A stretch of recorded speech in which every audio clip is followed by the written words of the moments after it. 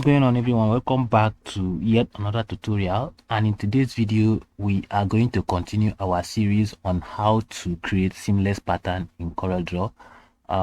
In my last video I talked about how to create seamless pattern, and we actually created a pattern, okay?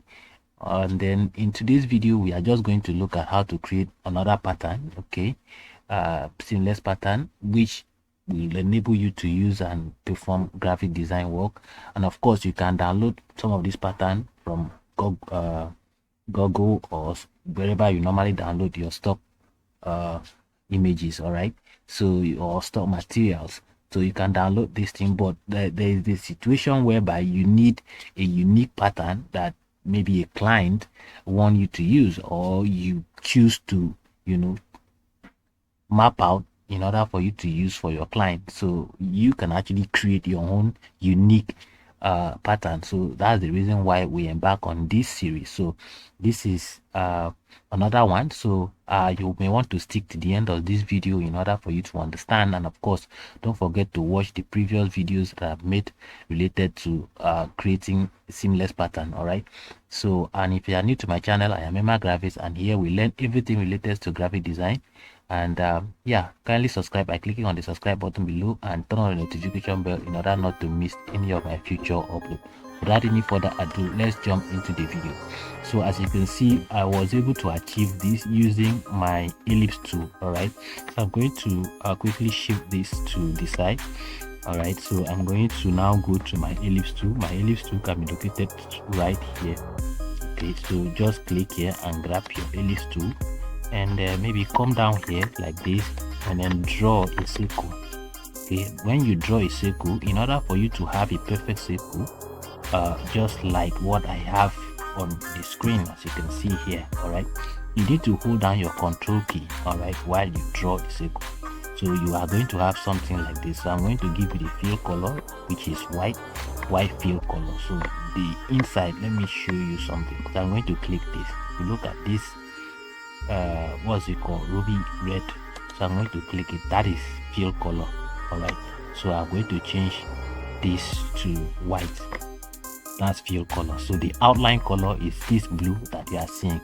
So I can equally change this outline color by right clicking on this, by right clicking on this particular line, this stroke.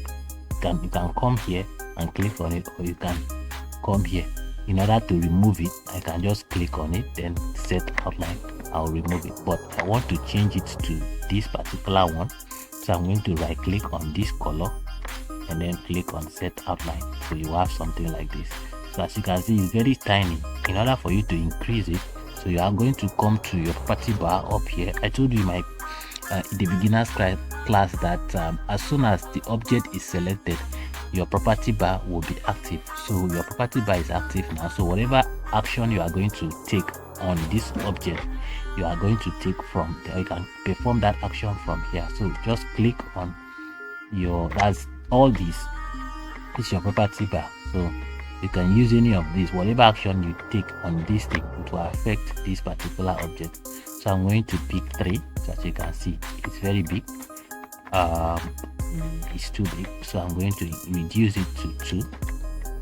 2 kind of big for me, so I think let's do 1.5. So as you can see, this is 1.5. So I'm going to duplicate this. So once I duplicate this, in order to duplicate this, so you click on that anchor point and drag in, right? Once you drag in, make sure you hold down your shift key. This time around, hold down your shift key in order to make sure the circle is perfectly aligned, and then you right click immediately if you are okay with the position. Then press Ctrl D this time around to duplicate, just the way I'm doing. All right, so you are going to have something like this. Okay, then select everything and then group it. So you are going to group it like this. So you are going to leave it here, just here like that. So the next thing you are going to do, you are going to duplicate it. So click and drag to the right hand side while holding down your shift key. This time around, hold down your shift key, and then if you are okay with the position, right click immediately to have a duplicate. Then go ahead and press Ctrl D on your keyboard in order to have more duplicates. All right, just like that, as you can see on your screen. So as soon as you are done with your duplicates, you are going to select everything and then click and drag in order to make more duplicates. Okay, so you're going to bring this one up here, and then when you are okay with the position, you right click as usual in order to have duplicates. So as it is, I'm going to send this particular one to the back of this first one, the one that is down. I'm going to bring it up and send this one. So the next thing you are going to do, right click on it. So once you right click on it, you are going to see order from the option, then you send to back. Okay, so take back of page. All right, that's to send this particular up one to the back of this one.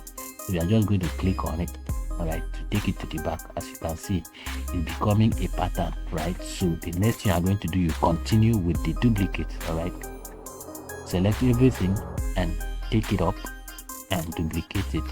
Do the same thing, send it to the back. Don't forget to send it to the back. There's a reason why we do that, in order to have a kind of pattern that I'm trying to create. All right, so just go ahead and do the copy and paste. All right, and send to the back. Copy and paste, send to the back. All right, copy and paste, send to the back, send to the back. As you can see, it's already a pattern. So this is how I was able to create this pattern on your screen. So like this, you can use this design and do whatever you want to do. You can use it as a background. So if you want to use this as a background, you can just click everything like this. All right, as you can see, and then bitmap this. Once you bitmap, convert it to bitmap. All right, 300 resolution. You convert this to bitmap. You can be able to use this to perform a particular design. You can put it in a background. Let's say you want to design a flyer or whatever you want to design, and you can just put this into this background. Use it as a background for this. So what you need to do, before you power clip this, you are going to reduce the sharpness of it by clicking here, the transparency tool. So sometimes you can just paint one part of it like this. All right, so as you can see, it's already becoming some sort of background. But if you don't want this, you can just increase the blurriness. Okay, as you can see, if you look closely, you can see that we have some sort of background here. All right, so now you can now use this as a background for whatever you are doing. So you can now power clip this and power clip this into this frame. All right, so if you look at the frame which you are going to use for your flyer, you can see that there is some sort of background. All right, here some sort of background that you can use. So the background that you normally see on designs and all of that, people create, you know, they take time to create all those backgrounds, all these patterns that you are seeing right on that flyer. So this is how you can create your own unique pattern, just the way we did right now. So that was how I was able to create this pattern on your screen. So if you have any question, drop it under the comment section, and I will see you in my next video. Don't forget to subscribe to this channel, and bye for now.